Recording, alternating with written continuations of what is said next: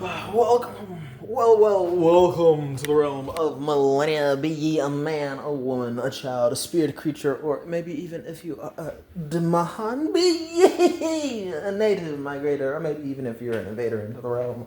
Welcome, for I am your host, the Millennium Mailman, here today, bringing you a lovely taco-tastic tubular Tuesday, wherein today's theme will likely also already be in the intro, but it's gonna be SCP, and me being your Millennium Mailman, I'm here to deliver the news as I'll be world building for you yet again as I take the trash out.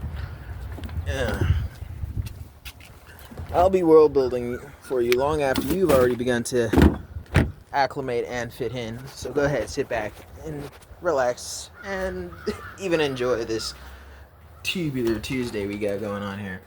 Right. So I reviewed SCP 4999 SCP 4999. The someone to watch over us. It's either someone to watch over us or someone to watch us. It has had its time as a safe class and later transitioned to Keter class anomaly, right?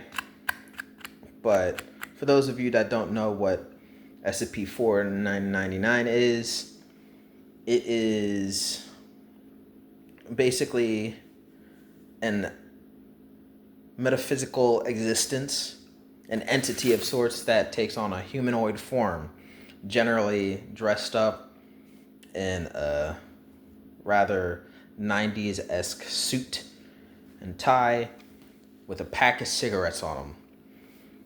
And he only manifests 20 minutes prior to a person's death and only in the presence of someone who's absolutely alone, not under any secondary observations, and directly being cared for. So if you are under threat of guaranteed being 100% alone in your final moments for the last 30 minutes of your life, he's going to manifest for the last 20 minutes of your life, bring a pack of cigarettes and sit there with you, hold your hand or put an arm on your shoulder, smoke cigarettes with you, and sit by your side in your last waking moments before you are good and bye-bye, right? Rather Grim Reaper-esque in the style of, I am here to guide you through your final moments, let you talk out your troubles and ailments, knowing that you will be passing on, right? If you are absolutely alone, I will be that person who sits there with you to see you off from this mortal realm to the next, right? SCP-4999 is someone to watch over us, right? So SCP-4999 is deemed as totally weird, totally uncontrollable. It's a very uncontrollable factor. It's generally safe, much like many of the legends and descriptions of like entities in mythology and such as the Grim Reaper and some iterations of Anubis, I guess. The someone to watch over us is just a dude who's there to be with you in your final moments, like one of the last kindnesses you could possibly have. You had a depressing life, you had no children, you had no family, everyone died before you, and you're the last one to go kind of situation. You're just sitting there all alone, about to die. You'll be able to smoke one with this random stranger that's like, nah, no one dies alone on my watch, and is going to be with you in your final moments. And the only proof that he ever existed was the cigarette should you choose to accept it, being left the cigarette bud burnt out and left in your mouth. That is the only evidence. And if you didn't choose to smoke with him, just instead of it being the cigarette butt in your mouth, it'll be just the cigarette that the entity 4999 left in an ashtray right beside your dead place. If you died in the woods all alone and no one's watching, if you died in a cabin, if you died in a house that's boarded up, if you're a squatter or something, then in your final moments, just randomly dying of a stroke, randomly dying because you're bleeding out for any reason at all, right? The only validation to this factor is the fact that there is a cigarette bud right next to you or in your mouth. It doesn't matter if you were a smoker. It doesn't matter if you never smoked, don't know how to smoke. That is a part of his steal, right? That's his niche. I got a pack of cigarettes. I will offer you one or two, and we will smoke these cigarettes together in your final 20 minutes of life and let you know that you are not alone. Be you a smoker, be you an addict of any kind, it does not matter. I am here to perform the last kindness for you. The last rites, if you will. SCP-499. That is his whole spiel. Right? Oh man. Stand is active. Where SCP-499, to many renditions on that matter, is much Grim Reaper-esque, where Grim Reaper is there to come collect your soul, and to assist you in the passing on process. But there is and has been debates on whether SCP-499 is the Grim Reaper, because there's no way to really confirm if he's actually collecting your soul or just there being kind and generous. And there are speculations on, is he really just kind intentioned, or is this person dying because SCP-4999 came to him? Like, if SCP-4999 was not there, would they have lived? Right?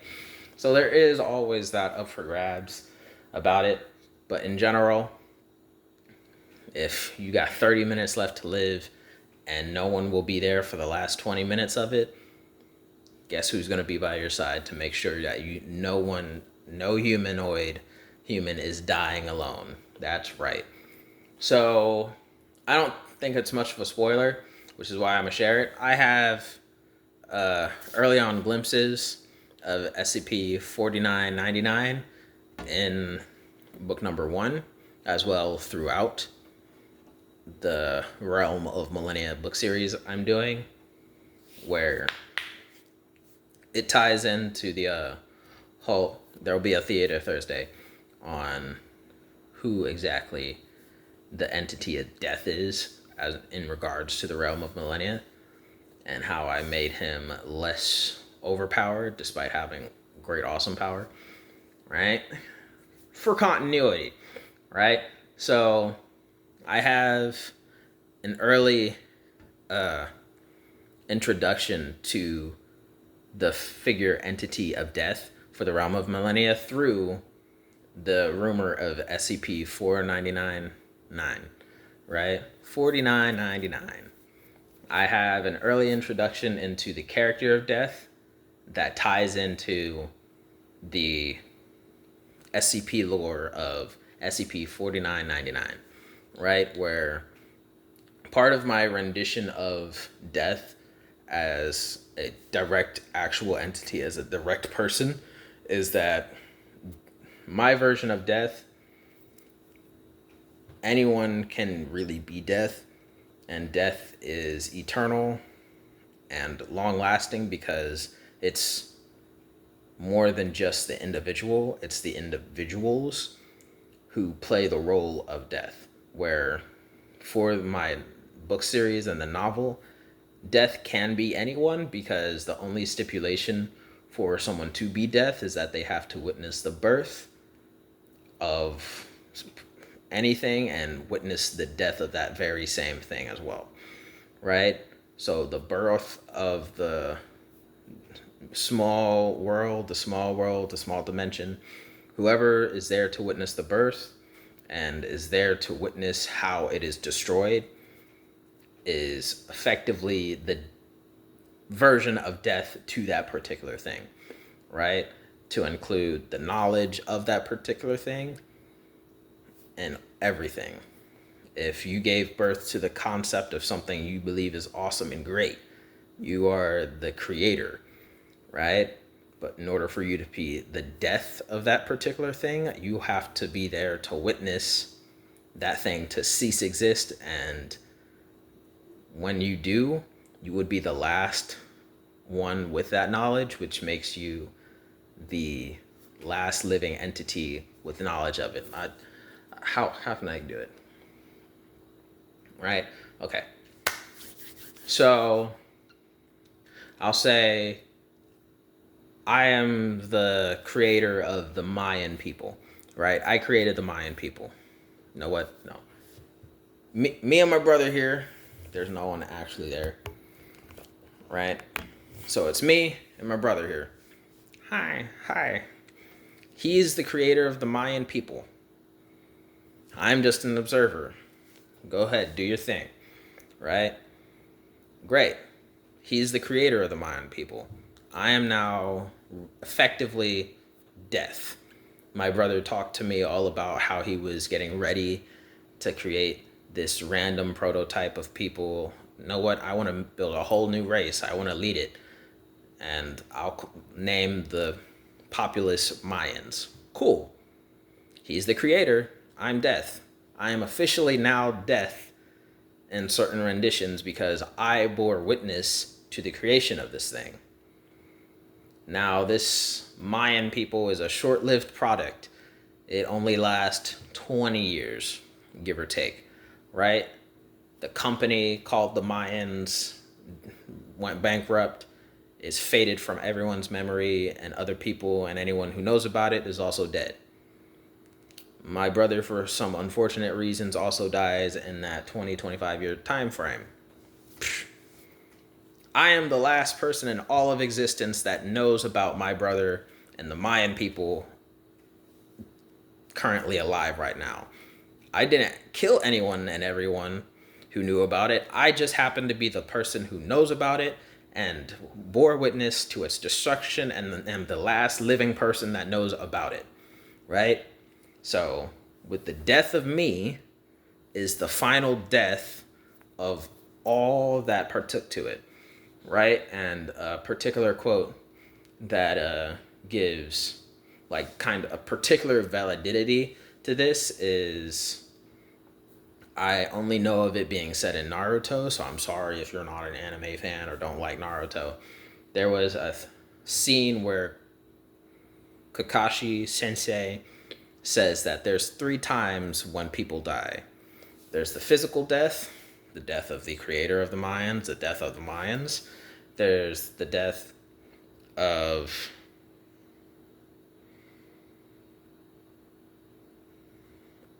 there's the physical death, the literal death, and then the memory death. So there's the death of when that person is dead and dying. There's the literal death of anyone related to him going away. And then when the final people who knew of you and remember you, when they die, that is the truest sense. So when the person dies, when their lineage is gone, and then when the people who knew and remember them are also gone, right? So those 3 times. Now there's the literal death of the Mayan people being gone. There's the literal death of the only person who could have created more Mayans, the bloodline, the lineage, and whatever. He's gone.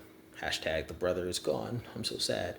And then there's the final 3rd death of anyone who ever knew about him, and the very memory of those people are gone, right?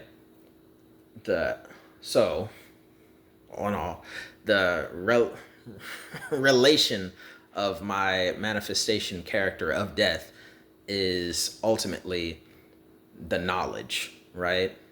Where death number 3 is the only one that counts, right? The knowledge of those people is gone, where death has to bear witness to the birth and the final destruction of everything, which is why death in most renditions outlives everyone.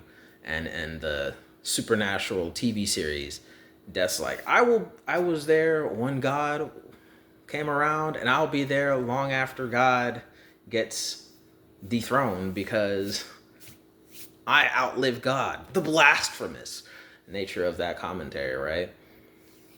I will always be here and fully in existence, unkillable, because I need to bear witness to the death of even God. All things I must bear witness to. I was there at the birth of this universe and the Big Bang.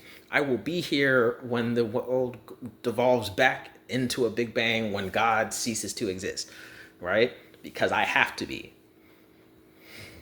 Right? I was the only one who knew of the Big Bang, meaning I quite literally, due to whatever time, standards, rules, and laws of the whole universe, I will be here whether you like it, whether I like it or not.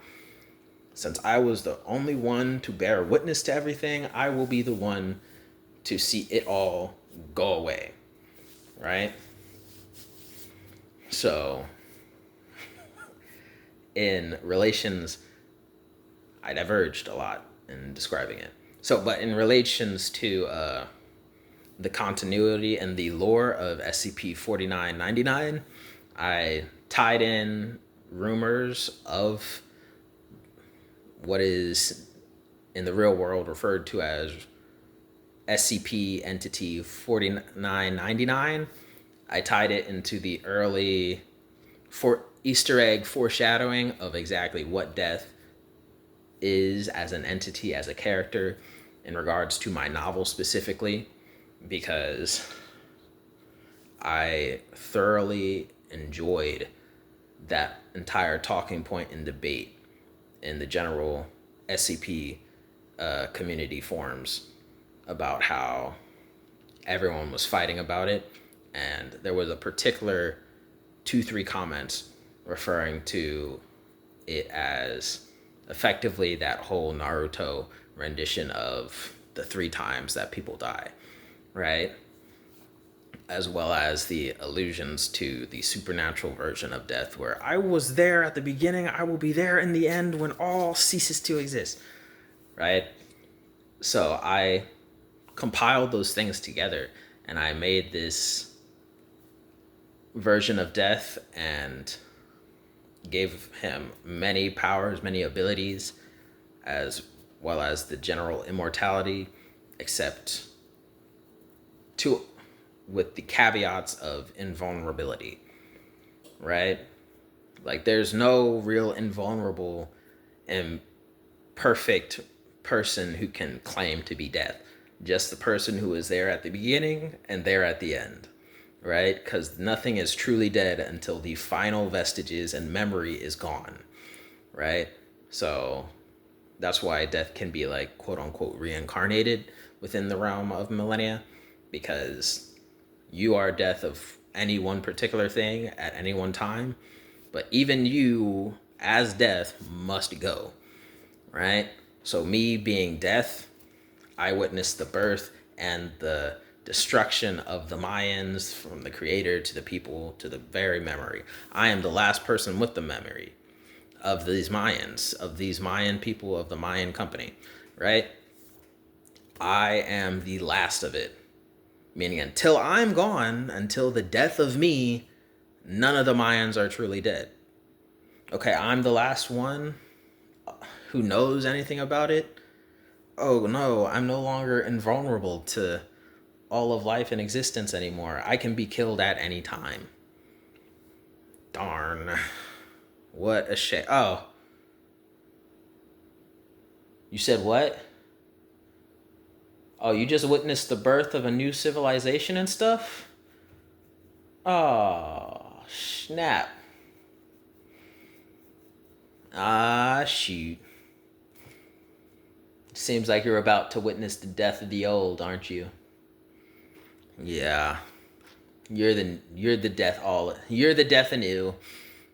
Seems like you're the death anew. What's that? You'll come to understand in a few thousand years. Fuck, dude. I never thought I'd be scared to die. But I'm so glad you're here with me in my final moments. I'm so glad to not be alone. It's all right. And I'm disintegrating. I'm evaporating out of existence now.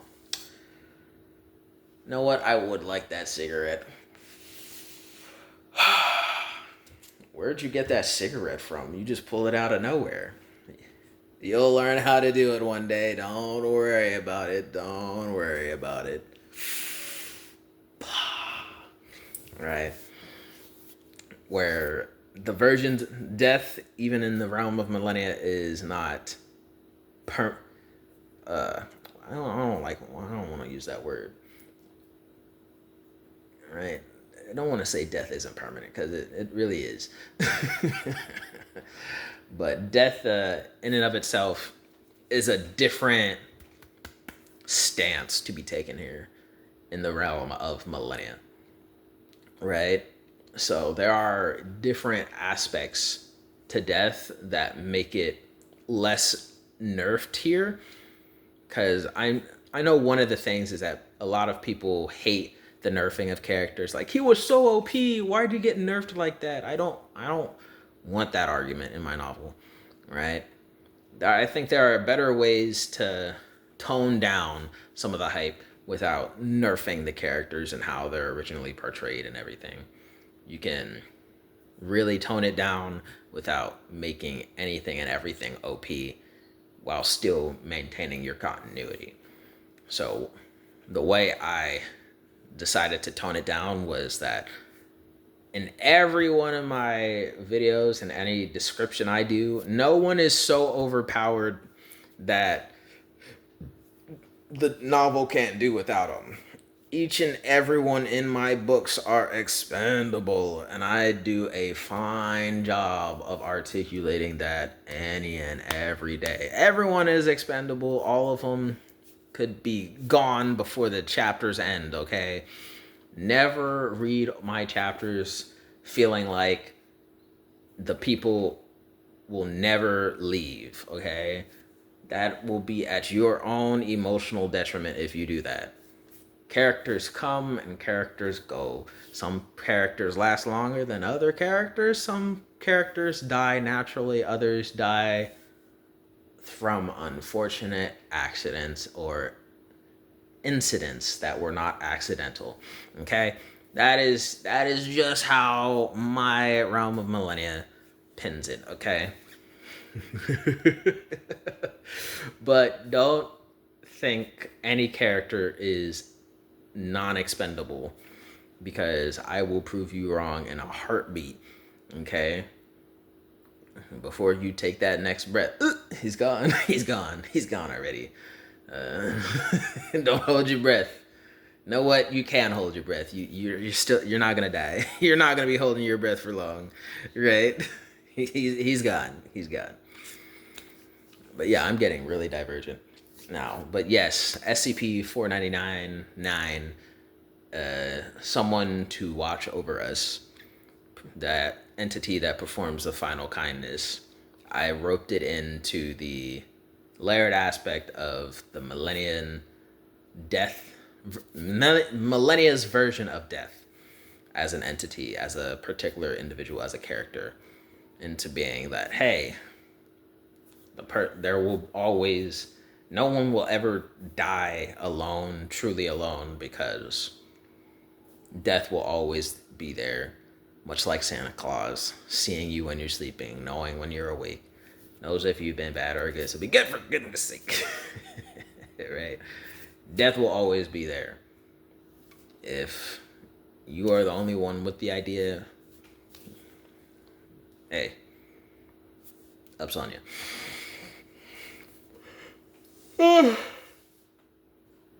But that's all. That's all for me, folks. for today's Tuesday. That's all I got for you. I hope you have a tubular Tuesday yourself.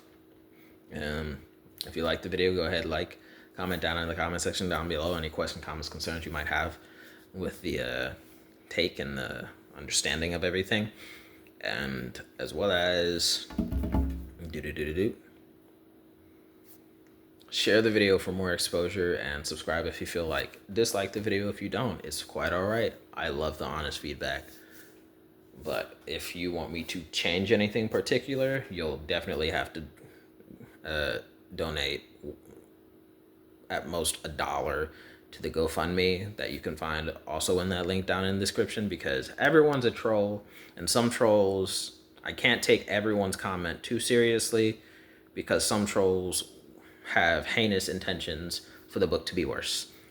Much like trolls in every aspect of life want to ruin things just because they can, right? If you want me to believe you, donate $1 and I'll make changes in accordance to you putting your money where your mouth is, right?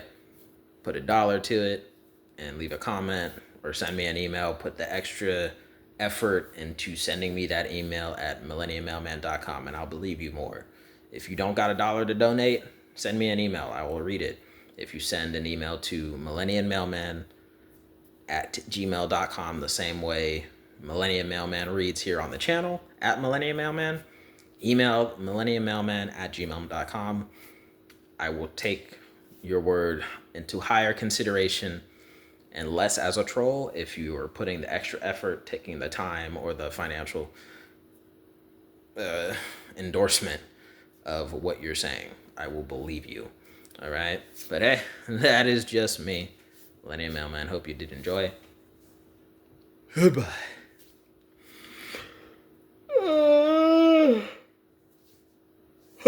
Need a cigarette or a drink. Bye-bye.